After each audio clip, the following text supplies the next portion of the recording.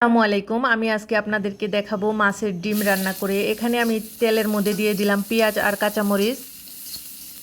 এবার এটাকে একটু ভেজে নেব। ভেজে নেওয়ার পর এখানে আমি দিয়ে দিব মাছের ডিম। এই ডিমটাও আমি গতকালকে ভেজে তারপর রেখেছিলাম একটা বক্সে ভরে ফ্রিজে, যাতে আমার কাজটা সহজ হয়ে যায়।